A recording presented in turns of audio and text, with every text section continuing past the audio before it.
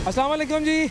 सैलाब की जो मुल्क में सूरत हाल है उससे हम सब बखूबी वाकिफ़ हैं। रोज़ाना की बुनियाद पर पाकिस्तानी मीडिया और इंटरनेशनल मीडिया भी उसको कवर कर रहा है और हमें बताया जा रहा है कि पाकिस्तान में जो सैलाबी इलाके हैं उनकी इस वक्त क्या कैफियत है, कितने लोग डिस्प्लेस हो चुके हैं, कितने इलाकों को, फसलों को, मवेशियों को नुकसान पहुँचा है। और इस वक्त पूरी पाकिस्तानी कौम बुनियादी तौर पर उसके अंदर सिर्फ एक जज्बा है, वो ये है कि कैसे उन लोगों की मदद की जाए जो कि इस सैलाब से मुतासर हुए हैं। और आज इसी सिलसिले में हम मौजूद हैं पाकिस्तान एयरफोर्स के साथ, पाकिस्तान एयरफोर्स की टीम के साथ, और हम पाकिस्तान एयरफोर्स का जो फ्लड रिलीफ ऑपरेशंस है उसके अंदर हिस्सा लेंगे। तो हमारी एक्टिविटी आज की क्या है शिफा? आज की हमारी एक्टिविटी नाजरीन ये है कि हमने उन इलाकों का विज़िट करना है जो कि फ्लड हिट हैं, यानी कि जो सैलाब ज़दा इलाके हैं। उन लोगों से आपकी मुलाकात कराएंगे, उनके लिविंग कंडीशंस दिखाएंगे कि जो सैलाब से मुतासर होकर अब अपने घरों से कहीं और जाकर बसे हुए हैं। और इसमें ख़ास तौर पर पाकिस्तान एयरफोर्स के वो कैंप्स शामिल होंगे, वहाँ पर भी आपको लेकर जाएंगे कि वहाँ पर इनकी किस तरह से देखभाल जो है वो हो रही है। वहाँ पर इनकी बाकायदा तौर पर इनका ख्याल रखा जा रहा है। अपने घरों से तो ये आ गए, तो अब वहाँ पर इनको किस तरह से अशिया ज़रूरिया पहुँचाई जा रही हैं, किस तरह से ये सारा रिलीफ ऑपरेशन हो रहा है, इस्लामाबाद से लेकर उन इलाकों तक पहुँचाना सामान और फिर आगे उन तक पहुँचाना। तो ये सारा सिलसिला हम आपको बाकायदा तौर पर दिखाएंगे। राजनपुर आपको हम लेकर जाएंगे। अच्छा, हमारे पीछे जो है ये C-130 जहाज़ मौजूद है। इसके अंदर जितने भी फ्लड रिलीफ की जो गुड्स हैं वो जमा हुई हैं, वो सारी लोड कर दी गई हैं और हम इसी जहाज़ में बैठेंगे। सामान है सारा, हम इस जहाज़ के अंदर बैठेंगे। ये जहाज़ फ्लाई करेगा और हमें लेकर जाएगा राजनपुर में। राजनपुर से फिर आगे हमारा प्लान ये है कि राजनपुर का एक तो जो मेन एरिया है राजनपुर का, वो फिर दूसरा ये है कि वहाँ से हम हेलीकॉप्टर में बैठकर जो बेसिकली जो कैंप बनाया गया है फ्लड अफेक्टीज़ के लिए, उस कैंप में भी जाएंगे। तो और एरियल व्यू भी आपको दिखाएंगे। बिल्कुल, एरियल व्यू भी दिखाएंगे कि राजनपुर का जो इलाका है वो उसकी ज़मीन किस हद तक मुतासिर हुई है, कहाँ तक पानी है। हो सकता है अभी तक पानी कुछ उतर गया हो और ये भी हो सकता है कि पानी अभी भी खड़ा हो, तो हम देखेंगे कि वहाँ पर हमें क्या नज़ारा मिलता है। लेकिन खास तौर पर हम आपको एरियल व्यू के लिए भी लेकर जा रहे हैं। आइए जी। और आवाज़ हमें आ रही है पीछे से, रेडी हो रहा है, तो बस हम चलते हैं। बिल्कुल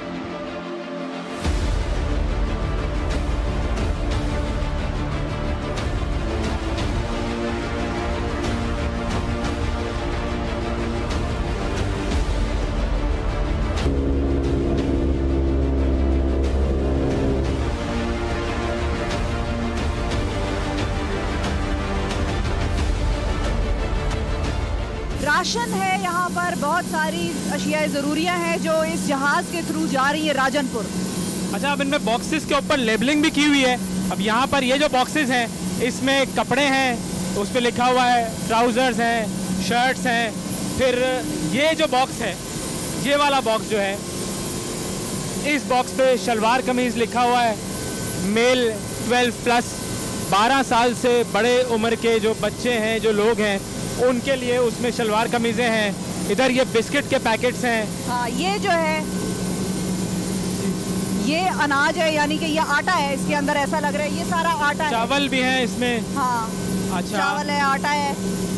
ये मुख्तलिफ जो एजेंसीज़ हैं, मुख्तलिफ जो डोनर्स हैं, उन्होंने ये डोनेट किया है और पाकिस्तान एयरफोर्स जो है वो इस सामान को लेकर जा रहा है उस इलाके में, जो कि राजनपुर का इलाका, जो आज की जो हमारी डेस्टिनेशन है। और ये बाकायदा तौर पर ये चीज़ें जा रही हैं, जैसे जैसे यहाँ पर सामान इकट्ठा होता जाता है वैसे वैसे ये C-130 के थ्रू उन फ्लड हिट एरियाज में जाता जा रहा है। अच्छा, ये देखें, इसमें शुगर है, ये कुछ शेल्टर और टेंट टाइप की चीज़ें हैं।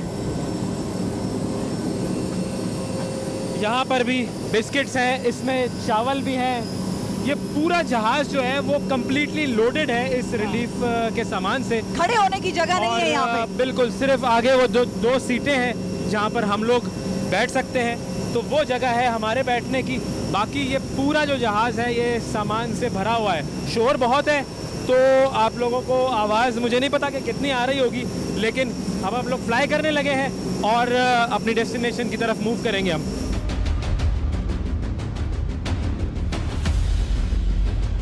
राजनपुर के एक एयरबेस पर हमने लैंड कर लिया है और हमारा ये C-130 तैयारा जो है वो यहाँ पर आ चुका है। आइसोलेटेड एयरफील्ड है ये, और आइसोलेटेड एयरफील्ड से अब हम मज़ीद आगे जाएंगे हेलीपैड की तरफ, और हेलीपैड से फिर हम जब ऊपर उड़ेंगे तो हम आपको एरियल व्यू दिखाएंगे कि सैलाब से कितना इलाका तकरीबन ये सारा जो है वो मुतासिर हुआ है। आइए आपको इस तरफ लेकर चलते हैं, बताते हैं कि ये जो सामान है ये यहाँ पर अनलोड हो रहा है, अनलोडिंग हो रही है। और ये वो सामान है बेसिकली जो कि कुछ तो जाहिर है हमारी फोर्सेस ने खुद फंड्स रेज किए हैं और वो सारा सामान जो है यहाँ पर आया हुआ है। और इसके अलावा बाकी कुछ सिविलियंस भी जो हैं, जो एयरफोर्स के कैंप्स लगे हैं वहाँ पर जाकर जो हमारे जैसे आपके जैसे लोग डोनेट कर रहे हैं, वो सामान भी ये लोग पैक करते हैं बाकायदा तौर पर तरीके से। ये बड़ा ज़बरदस्त तरीके से पैक होता है, हर चीज़ की लेबलिंग हुई हुई है और फिर वो जो है वो यहाँ आया है। तो ये सामान है, इसी के साथ हम अंदर बैठे हुए थे। आपको याद होगा कि जगह बिल्कुल नहीं थी, हम बड़े तंग से बैठे थे, लेकिन ये है कि सामान का यहाँ पर पहुँचना ज़रूरी था। अच्छा, अब ये जो सामान है इसकी जो ऑफलोडिंग है उसका प्रोसेस बुनियादी तौर पर ये होता है कि ये सारा सामान ऑफलोड करवाया जाता है और उसको फिर प्रॉपर्ली मैनेज करने के लिए एक डिज़ास्टर मैनेजमेंट का एक डिपार्टमेंट बना हुआ है। और वो डिज़ास्टर मैनेजमेंट का डिपार्टमेंट बुनियादी तौर पर करता ये है कि असेसमेंट करता है और असेसमेंट से ये पता लगता है कि किस इलाके में किस चीज़ की ज़रूरत है और फिर उस चीज़ को वहाँ पर पहुँचाया जाए, क्योंकि ये एक पूरा कोऑर्डिनेटेड एफर्ट होता है ताकि ऐसा ना हो कि जिस जगह पर किसी चीज़ की ज़रूरत नहीं है और वो वहाँ पर पहुँच जाए। तो आपको स्पेसिफिकली पता होता है, ज़ाया भी नहीं करनी, ख़राब भी नहीं करनी। स्टोरेज भी ज़ाहिर है एक प्रॉब्लम होती है, गर्म मौसम है, चीज़ें ख़राब भी होती हैं। तो बेहतर ये है कि जो चीज़ जहाँ पर जा रही है वो वहाँ पर प्रॉपरली कंज्यूम हो जाए, उसके बाद मज़ीद स्टॉक आए। तो ये आप, और पानी ख़ास तौर पे ज़रूरत है इंसान की, बुनियादी पानी भी यहाँ पर हमें नज़र आ रहा है कि पानी भी आया हुआ है।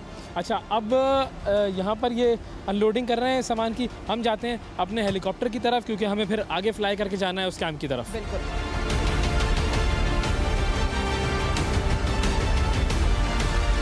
ये जो हेलीकॉप्टर है ये है AW139 और ये स्पेशल लाइट वेट इसको हेलीकॉप्टर कह सकते हैं। साइज में थोड़ा छोटा है, 2 टन्स का ये वेट उठा लेता है। ये इस वक्त इसके अंदर अनाज लोड कर दिया गया है और मुकम्मल तौर पर ये फ्लड रिलीफ ऑपरेशंस में इस्तेमाल हो रहे हैं। और ऐसे बहुत सारे हेलीकॉप्टर्स हैं जो कि पाकिस्तान एयरफोर्स जो है इन फ्लड रिलीफ ऑपरेशंस के लिए इस्तेमाल कर रहे हैं। इस वक्त तो खैर वो सारे डेडिकेटेड हैं इसी ऑपरेशन के लिए। इसकी एक और खासियत ये है कि ये डे एंड नाइट यानी कि अंधेरे में भी ये फ्लाई कर सकता है। इसको ये लिमिटेशन नहीं है कि ये सिर्फ डे लाइट में फ्लाई करेगा। तो ये इसकी बहुत ज़बरदस्त चीज़ है और बड़ा सोफिस्टिकेटेड इसकी जितनी भी ये बनावट है वो नज़र आ रही है। अब नज़र आने के बाद हम इनके पायलट से बात कर लेते हैं ताकि वो हमें इसकी खास कैपेबिलिटीज़ बता सकें।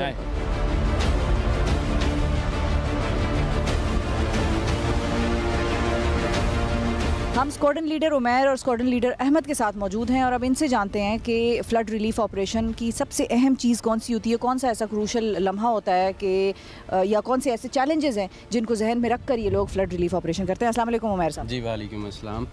आई am squadron leader Umair from PF base Shahbaz. मैं जो है जैकबाबाद से आया हूँ specially for flood relief operations. कौन सा ऐसी चीज़ें होती हैं जिनको मद्देनज़र रखना होता है जब आप लोग फ़्लड रिलीफ ऑपरेशन कर रहे होते हैं और उन पर ख़ास ध्यान देना होता है? फ़्लड रिलीफ ऑपरेशंस करते वक्त जो सबसे इम्पॉर्टेंट चीज़ है वो हमारे जहाज़ की सिक्योरिटी होती है, क्योंकि जैसे कि नीचे जो लोग हैं जिनको इस वक्त रिलीफ़ की ज़रूरत है तो वो बहुत ज़्यादा एंक्शस होते हैं। तो और उनको जो है ना काफ़ी अरसे से वो इन राशन के और इस चीज़ों के बग़ैर होते हैं। उनकी भूख, उनकी प्यास वो जस्टिफाइड है, लेकिन उसके साथ साथ जो उनका रश होता है, मॉब की जो उसको टैकल करना होता है वो सबसे मुश्किल होता है जो है ना, ताकि हमें अपने इमोशंस को कंट्रोल करना और साथ साथ वो सारी चीज़ें उन तक पहुंचाना एग्जैक्ट, और साथ में वो सारी मॉब हैंडलिंग जो क्योंकि काफ़ी ज़्यादा मॉब होता है उसको हैंडल करना और मीनवाइल हमारे जहाज़ की सिक्योरिटी को इंश्योर करना, ये सबसे इम्पोर्टेंट था। अच्छा अहमद साहब, ये बताइए कि जो आपके पीछे जो हमारे पीछे जो ये हेलीकॉप्टर है AW139, इसकी क्या ख़ास कैपेबिलिटी है और ये फ्लड रिलीफ ऑपरेशन में किस तरह मददगार साबित होता है? जी बिल्कुल, जैसे ये AW139 हेलीकॉप्टर है, हम इस पर अभी फ़्लड रिलीफ ऑपरेशंस कर रहे हैं। तो हम जिन एरियाज़ में लोग अफेक्टेड हैं हम लोग वहाँ पे रिलीफ गुड्स सप्लाई कर रहे हैं। स्पेशली हम उन एरियाज़ में रेकी करते हैं जो लोग जिनका रोड कनेक्शन जो उनके पास राशन नहीं पहुँच रहा वो हम बाई रोड जो नहीं पहुँच रहा वो हम बाई एयर उनको सप्लाई करते हैं। इस हेलीकॉप्टर को अगर हम दूसरे हेलीकॉप्टर से जो हमारे पास मौजूद हैं उनसे किस तरीके से डिफ्रेंशिएट कर सकते हैं? इस जहाज़ को हम बाकी हेलीकॉप्टर से इस जहाज़ से इस लिहाज से डिफरेंशिएट कर सकते हैं कि जो इसके अंदर नई एवियोनिक्स यूज़ हुई हैं, जो इसकी साउंड प्रूफिंग और ख़ास तौर के ऊपर जो इसकी जो इसका रोल है जो मिड टर्म में, जिस तरह हमने देखा है कि एट टाइम्स ऐसा होता है कि हम राशन ड्रॉप करने जाते हैं लेकिन वहाँ पर उसकी जो होवर की वजह से जो विंड जनरेट होती है उससे काफ़ी नुकसान हो जाता है वहाँ पर। तो जो ये मीडियम कैटेगरी का जो जहाज़ है इसका ये फ़ायदा है कि हम जहाँ पर राशन ड्रॉप करते हैं वहाँ पर उनका किसी किस्म का एसेट का नुकसान नहीं होता। और दूसरा जो हमारे पास कोऑर्डिनेशन होती है हमेशा जहाँ भी हम जाके ड्रॉप करते हैं पहले कोऑर्डिनेटेड होता है। तो चूँकि इसकी आवाज़ और इसकी जो नई एरोडायनामिक्स यूज़ हुई है इसके अंदर, उससे इसकी आवाज़ बिल्कुल कम है। हम अपनी सारी ड्रॉप करके चले जाते हैं और तब जाके लोगों को इस बारे में पता चलता है कि यहाँ पे कोई हेलीकॉप्टर भी आया था। वेट कितना कैरी कर सकता है? वेट हम इस वक्त 1200 kgs जो है ना एक उसमें अपने ट्रिप में लेके जा रहे हैं 1200 kgs। तो ये है कि जो कि इस हेलीकॉप्टर के लिहाज से काफ़ी ज़्यादा है, क्योंकि बाकी जो इसमें चीज़ें हैं वो हमने रिमूव कर दी हैं। इस वक्त ये हेलीकॉप्टर सिर्फ़ और सिर्फ हम लोग इस काम के लिए यूज़ कर रहे हैं और इसके अलावा किसी काम के लिए यूज़ नहीं। फ्लाइट लेफ्टिनेंट माज साहब हमारे साथ मौजूद हैं और इनसे हम बात करेंगे कि ये जो इनका फ्लड रिलीफ ऑपरेशन चल रहा है, बेसिकली ये जो पीछे हेलीकॉप्टर नज़र आ रहा है इसके पायलट हैं और इन्होंने हमें बताना है कि बेसिकली इनका काम क्या होता है इस ऑपरेशन में और किस तरीके से इस ऑपरेशन में काम कर रहे हैं। अस्सलाम वालेकुम। वालेकुम अस्सलाम। अच्छा, बेसिकली जो है हम शोरकोट में as a combat search and rescue squadron है हमारा, और हमारा मेन काम जो है वो कॉम्बैट सर्च एंड रेस्क्यू। लेकिन क्योंकि जब कोई क्लाइमेट हिट करती है या फ्लड्स में हम जो है flood relief operations, flood surveys और इस तरह के ह्यूमैनिटेरियन नीड्स के और भी मिशंस करते हैं। तो सही, अब ये बताइए कि क्योंकि आप लोगों की वैसे तो ट्रेनिंग आम हालात में फ़ाइट की और कॉम्बैट जिस तरह आपने बताया उन चीज़ों की हुई होती है, तो जब इस किस्म की कोई कैलामिटी आती है तो फिर उस वक्त फ़ौरन कोई ड्रिल वगैरह होती है या इसके लिए भी आप लोगों को पहले से प्रिपेयर किया जाता है? नहीं, इसके लिए हमारी कुछ इनिशियली हम ब्रीफिंग होती है हमारी, उसके बाद क्योंकि हर साल ऑलमोस्ट फ्लड जो है वो हिट करता है, तो हमारी ऑलमोस्ट हर साल जो है हम उससे पहले जो है कुछ मिशंस अपने ट्रेनिंग के भी करते हैं। फ्लड का जब हमें पता होता है कि चांसेस हैं तो उस लिहाज से हम उसके मिशंस भी करते हैं, ब्रीफ्स भी करते हैं, वो एरियल सर्वे भी करते हैं कि कौन कौन से जो एरियाज़ हैं वो हिट कर सकते हैं। सही है। अच्छा, और इसमें ये भी हमें बताइएगा कि अब जो ऑपरेशन चल रहा है उसमें आप कितना एरिया कवर करते हैं और कहाँ का जो एरिया है उसमें आप लोग जो है अपना रेस्क्यू ऑपरेशन कर रहे हैं? हमारा जो है वो 120 नॉटिकल माइल का एरिया है। राजनपुर जो हमारी ये बेस है इसके अराउंड जो है रेडियस हम कवर कर सकते हैं, और डिपेंडिंग अपॉन कि हम कितना वेट लेके जा रहे हैं उससे भी जो है वो अगर ज़्यादा वेट होगा तो हम थोड़ा कम कर लेते हैं, एरिया कम होता जाता है उसके लिहाज से। सही है।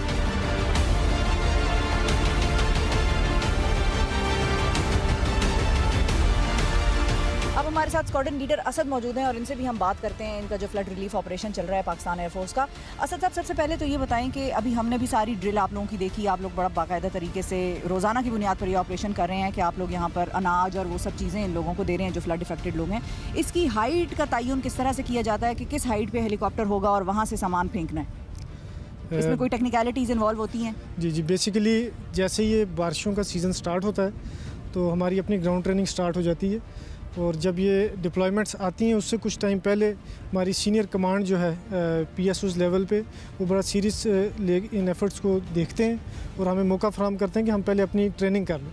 तो हम बेस लेवल पे हम चेक करते हैं जो हम पैकेजेस बनाते हैं उसको हम कितनी हाइट से ड्रॉप करें तो वो इफेक्टिव रहेगा। तो ये हम डिप्लॉयमेंट से पहले हम 1-2 सॉर्टीज़ करके वहाँ हमने इसको मेक श्योर किया कि हम जब इसको 10 फीट या इससे कम हाइट पे ड्रॉप करेंगे तो ये पैकेजेस जो हैं वो ख़राब नहीं होंगे और ये इफेक्टिव रहेंगे। तो ये इस तरह हम अपनी डिप्लॉयमेंट से पहले ट्रेनिंग करके फिर डिप्लॉय होते हैं। इसमें हेलीकॉप्टर के वेट का भी कोई अमल दखल होता है कि अगर बहुत ज़्यादा वेटेज होगी उसके अंदर तो वो बहुत ज़्यादा नीचे लेवल पे नहीं आ सकता? नहीं, ये बाकी अवामिल होते हैं जो सराउंडिंग्स हैं, जैसे आपने देखा लो टेंशन वायर्स हैं, हाई टेंशन वायर्स हैं, नीचे कच्ची आबादी होती है, कुछ घर होते हैं, टेंट्स हैं, रोटर का जो डाउन वॉश होता है उसकी वजह से इन चीज़ों को नुकसान ना हो। अगर इस तरह की चीज़ें तो हमें मजबूरन हाइट ज़्यादा रखनी पड़ती है। इस तरह की चीज़ें नहीं है, सेफ्टी हमें इजाज़त देती है तो हम जितना नीचे जा सकते हैं हम वो नीचे जाते हैं, वो ड्रॉप करते हैं ताकि वो चीज़ें मौसर अंदाज में नीचे ड्रॉप की जा सकें और लोगों को फ़ायदा पहुँचे।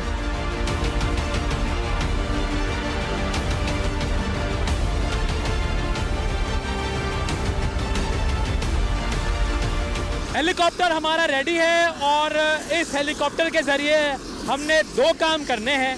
एक तो ये कि जो रोजान का एरिया है उस एरिया में हम ये जो फ्लड गुड्स हैं उनको ऊपर से, जिसको आप कहते हैं फॉल कराएंगे, ड्रॉप करवाएंगे, क्योंकि प्रोटोकॉल यही होता है बहुत सारी जगहों का कि हेलीकॉप्टर वहाँ पर लैंड नहीं कर सकता है तो वो जो गुड्स हैं वो ऊपर से गिरानी पड़ती हैं। हाँ। दूसरा जो एरिया है, जो कैंप है असल में, जो कि राजनपुर का कैंप है, वहाँ पर हम जाकर उस जगह का भी दौरा करेंगे। बिल्कुल। इस हेलीकॉप्टर में 1.5 टन की गुड्स जो हैं वो लोडेड हैं, यानी कि 1.5 टन इस वक्त इसका वजन है। और ये सारे गुड्स जो हैं ये वहाँ पर ड्रॉप होंगे उन लोगों के लिए। कुछ जगहों पर फैमिलीज़ को बाकायदा तौर पर कैंप्स में रखा गया है, लेकिन कुछ जगहों पर जहाँ पर ये नहीं पहुँचा सकते कुक फूड, वहाँ पर अनकुक फूड और अनाज जो है वो उनके लिए ड्रॉप कर देते हैं, तो वो खुद ही यहाँ अगर आते हैं और उसको लेकर चलते हैं।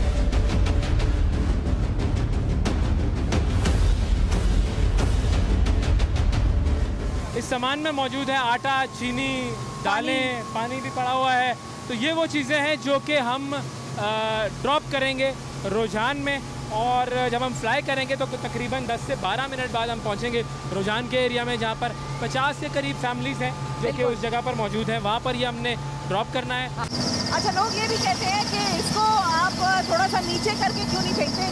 उसकी वजह ये है कि 1.5 टन सामान है इसमें, तो इतना लोड है कि ये जैसे ही नीचे जाएगा ये सस्टेन नहीं कर सकता, तो इसको एक वजह से ऊपर से फेंकना होगा सामान।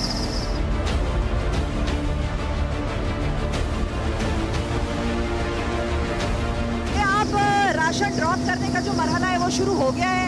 एक थैला जो है वो टोटल 25 किलो का है, और ये एक फैमिली के लिए 4 दिन के लिए काफ़ी होता है। इसमें आटा है, कुकिंग ऑयल है, चीनी, दालें, पानी और इस किस्म का सारा बिस्किट्स हैं। और अगर आप इस एरिया में रहने वाले लोगों की हालत देखें तो बिल्कुल ये इस वक्त पानी के दरमियान में इनके घर बने हुए हैं, और ये एक छोटी सी एक तरीके से पगडंडी नुमा एक जगह है। यहाँ पर ये रहते हैं, किस हालत में रह रहे हैं, किस तरीके से यहाँ पर ये जिंदा है, ये सूरत हाल आप खुद अपनी आंखों से जब देखते हैं तो फिर आपको एहसास होता है कि वाकई ज़िंदगी कितनी मुश्किल है और हम लोग कितने ब्लेस्ड हैं।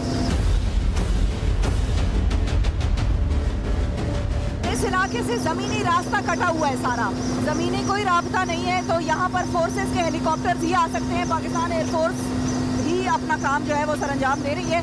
और ये भी आपको बताएं कि ये कल्टीवेशन वाला लैंड था, ये वो लैंड था जो पाकिस्तान का सोना उगलती ज़मीन जिसको हम कहते हैं। यहाँ पर ख़ास तौर पर कपास की और चावल की फसल उगती थी, और अब वो जो तैयार फसल भी थी उसको भी पानी ने बर्बाद कर दिया है। तो ये किसान तबका है हमारा जिसने अपना खून पसीना जो है उससे इन ज़मीनों को सींचा है, और हम सबको अनाज पहुंचाने का इन्होंने बेड़ा उठाया था। इनकी सारी फसलें तबाह हो गई हैं। ये इनकी इन्वेस्टमेंट थी पाकिस्तान में। वक्त किस तरीके से पलट जाता है कि वो जो कि हमें अनाज देते थे आज हमें आकर उन्हें अनाज देना पड़ रहा है।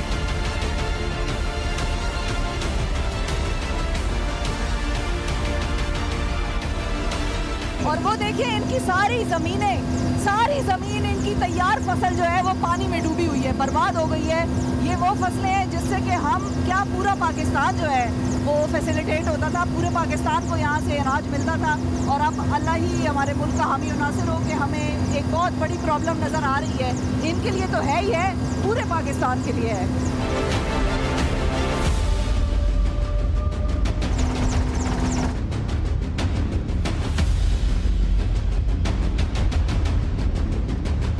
हेलीपैड पे हम उतरे हैं और अब यहाँ से हम आगे जाएंगे कैंपों की तरफ। अब हम कैंप की तरफ जा रहे हैं, और इस कैंप में जो कैंप है ये टेंट सिटी है एक तरीके से। है बिल्कुल, और रिलीफ एंड रिहेबिलिटेशन बेसिकली यहाँ पर हुई भी है उन लोगों की जिनके घर डूब गए और जिनका कुछ नहीं बचा। यहाँ पर तकरीबन हमें बताया गया कि 200 से 250 फैमिलीज जो हैं इस कैंप में आबाद हैं इस वक्त। अच्छा, अब ये जो एरिया है, इस एरिया के बारे में भी आपको थोड़ा सा हम बताएं कि ये एक तरीके से बॉर्डर है पंजाब, सिंध, और अगर एक और दूसरी साइड पर आप जाएं तो फिर वो बलूचिस्तान शुरू हो जाता है। बिल्कुल, और एक तरफ से जो पानी है वो रिवर इंडस का लगता है, तो जितना पानी यहाँ पर आया था वो ये कह रहे हैं कि पानी उतर गया है और रिवर इंडस में जाकर बह गया। बिल्कुल। अच्छा, अब एक और सबसे इम्पोर्टेंट चीज़ जो इस इलाके की है, क्योंकि ये इतना दूर है और इतने ज़्यादा बॉर्डर पर है, तो बहुत ज़्यादा निगलेक्टेड है। बिल्कुल, इंतहाई पसमानदा। लेकिन निगलेक्ट तो उन्होंने किया है ना, जो यहाँ से कोई तो जीतता भी होगा, असेंबलियों में भी पहुँचते होंगे, इलेक्शन भी होता होगा, कैंपेनिंग भी होती होगी, वोट भी मांगे जाते होंगे, तो उनसे सवाल बनता है, ये तो और किसी से सवाल नहीं।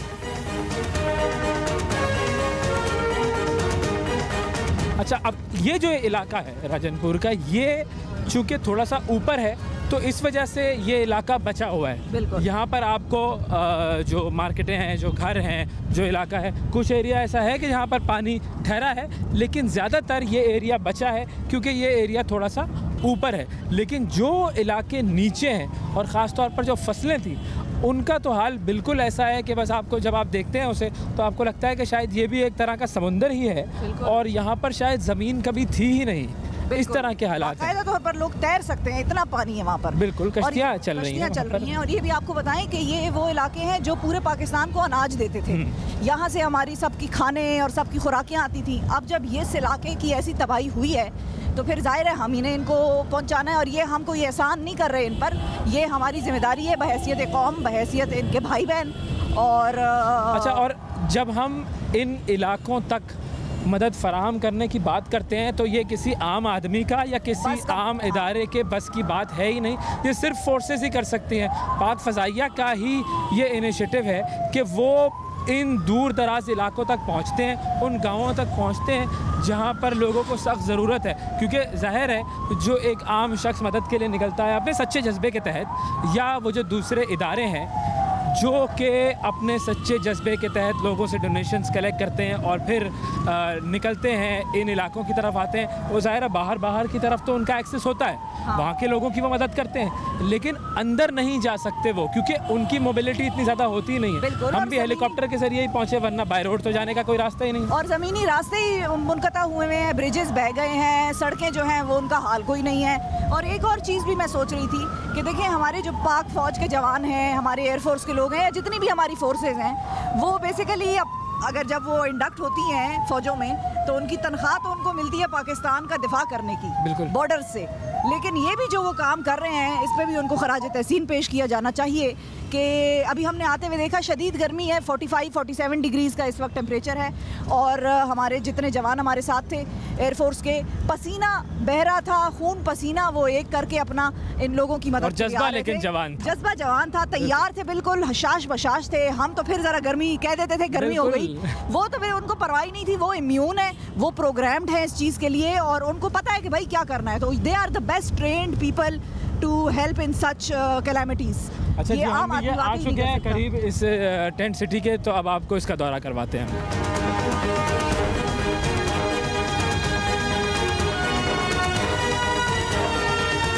विंग कमांडर शहजाद साहब हमारे साथ मौजूद हैं जो कि इस कैंप के इंचार्ज हैं, और ग्रुप कैप्टन नूर अहमद साहब हैं जो कि हमें ब्रीफ करेंगे। यहाँ पर जो कैंप लगाया गया है तकरीबन 200 के करीब फैमिलीज़ हैं, टेंट्स में इनको आबाद किया गया है, और ये सारे उन इलाकों के हैं जहाँ पर पानी ने इन लोगों के घरों को तबाह कर दिया है, और इस वक्त वो लोग यहाँ पर मौजूद हैं। क्या क्या फैसिलिटीज़ हैं, क्या क्या इंतजाम हैं, ये इनसे पूछते हैं। अस्सलाम वालेकुम।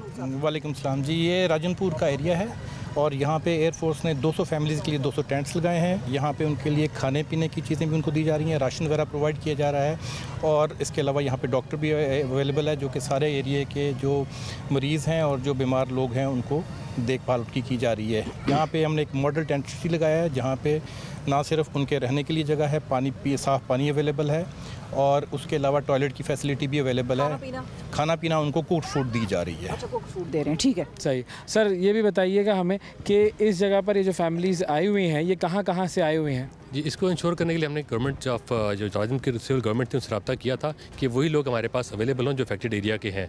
तो उसमें हमने इंश्योर किया है कि जो लोग हमारे पास आए हुए लोग हैं वही लोग हैं जो कि अफेक्टेड एरिया के हैं, और वही फैमिलीज हमारे पास टाइम पे अकोमोडेट की गई हैं। सही है। अच्छा नूर साहब, इस इलाके के बारे में भी थोड़ा सा अगर आप बता दें कि क्या ये डिप थी यहाँ पर इसलिए पानी से ज़्यादा तबाही? जोग्राफिकली ये पंजाब, साउथ पंजाब का आखिरी ज़िला है जिसके एक तरफ बलूचिस्तान और दूसरी तरफ सिंध है, और ये सेंटर ऑफ ग्रेविटी है। इस वक्त सैलाब के हिसाब से सबसे ज़्यादा सैलाब ने यहाँ पे इसको हिट किया है, और आपने जैसे भी देखा एरियल व्यू के अंदर के रोजान और राजनपुर सबसे ज़्यादा हिट हैं इसके सैलाब के इफ़ेक्ट से।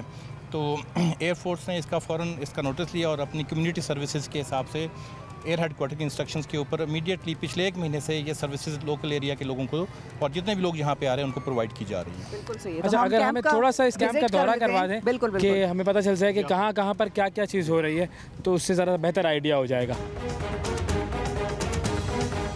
ये सामने हमने अपना कैंप सिटी इस्टेब्लिश किया है, इसमें सारी फैमिलीज अकोमोडेट की गई हैं। इसके क्रॉस सी रोड हमारे पास जो है टेंट वॉशरूम्स की फैसिलिटी अवेलेबल है, और यहाँ पे जनरेटर के साथ हमने जो इलेक्ट्रिसिटी है वो भी अवेलेबल की हुई है। इसके अलावा जो कुक फूड है वहाँ पे आती है जो कि हम लोगों को टेंटों के अंदर सर्व करते हैं, और जो खा के मतलब उसके अलावा यहाँ पे खाने पकाने का इंतजाम मौजूद नहीं है हमारे पास वक्त। इसके अलावा जो राशन बैग्स हैं वो उन्हें तकसीम भी आते हैं, और फर्दर यहाँ पे हमारे पास रेस्क्यू टीम भी अवेलेबल है जो कि फार फुलंग एरिया में जाके रेस्क्यू ऑपरेशन भी करती है। और ये मैं देख रहा हूँ पीछे ये थोड़ा सा स्पोर्ट्स का एरिया भी बनाया हुआ है। जी बिल्कुल, ये बच्चों के खेलने के ताकि जो बच्चे यहाँ पे आए हुए हमारे पास, उनके लिए एक्टिविटी के लिए जो छोटा अरेंजमेंट किया हुआ है। जो अगर हम कुछ स्टैटिस्टिक्स की बात करें तो हमें ये अंदाज़ा है कुछ कि यहाँ पर कितने बच्चे हैं, ख़वातीन कितनी हैं, उस हिसाब से बुजुर्ग कितने हैं? जी, जो मेल और फीमेल हैं वो मिला के तकरीबन 250 के प्लस हैं, और जो बच्चे हैं वो 300 प्लस हैं बच्चे। ठीक है। अच्छा, ख़वातीन के लिए जो ख़ास जो उनकी अशिया ज़रूरी हैं उनका कितना इंतज़ाम है यहाँ पर? जी, वो हमने कम्युनिटी के तौर पे किया है, उनके स्पेशल कोई अरेंजमेंट ऐसे नहीं बनाए गए जो कि हो, मगर ये कि जो कम्युनिटी की ओवरऑल रिस्पॉन्सिबिलिटी वो हम मीट किया उसके बाद।